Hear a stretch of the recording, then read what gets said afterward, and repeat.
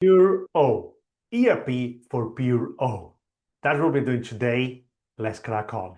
So many times people ask how do I do with pure O, mental compulsions, and ERP. So let's go a bit more in detail. So obsession compulsive disorder, just like it sounds, is made up of two key parts: obsessions and compulsions. If you ever thought, I don't have compulsions, I have just thoughts, you're not alone. That's what often is called as a pure O, short for purely obsessional OCD.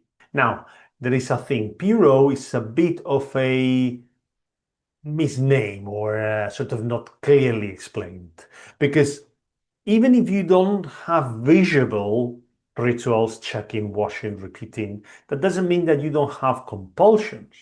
It just means that they are happening inside your mind and you might not even realize you're doing them.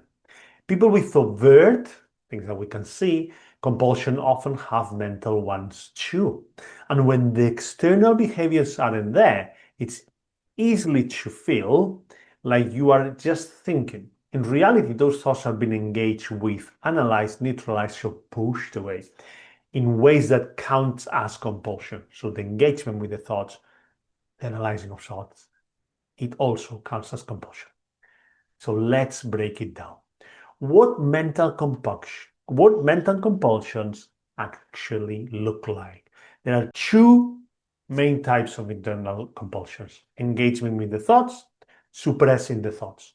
Engaging means grabbing onto the thought and doing something with it, trying to fix it, explain it, or make it go away. This may look like rationalizing, reassuring yourself, I never do that. Mental checking, did I feel aroused? Do I still love my partner? Was I horrified enough? Do I still have the thought? Introspection, spending hours trying to understand why you have OCD and what your thoughts really mean. Very common. Mental preparation, so rehearsing how you'll avoid the trigger or perform a compulsion.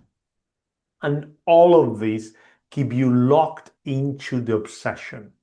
They add weight to the thought, make it feel more real, and often make it stronger and more frequent. Then there is a suppression. So trying to suppress, trying to push the thought away to avoid it altogether. This may look like avoidance, thought stopping, so trying to mentally get rid of the thought, replacing the thought for like a bad thought for a good thought, neutralizing, sort of saying prayers, repeating phrases. These are all mental compulsions. And even though they are invisible, they are part of the same OCD cycle. So obsession, meaning, compulsion, temporary relief, and more obsession. So if you ever felt stuck because you don't have compulsions, I invite you to look again. And over the next few days, notice what happens in your mind when an intrusive thought, image, urge, or sensation shows up. With kindness, with curiosity, without judgment. And the question is, am I doing anything internally to try and feel better? And that's a compulsion. So, how do I do ERP when I have mental compulsions? Right.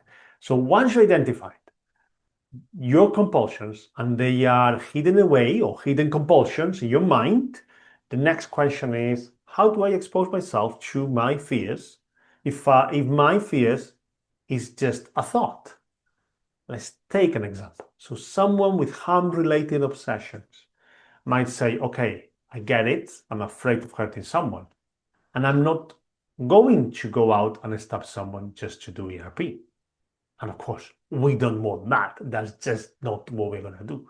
The point is, your fear isn't the action. Your fear is the thought. You're not fearing you're going to do it. You know you're not going to do it. Hence, it's distressing. It's the thought what is creating the distress.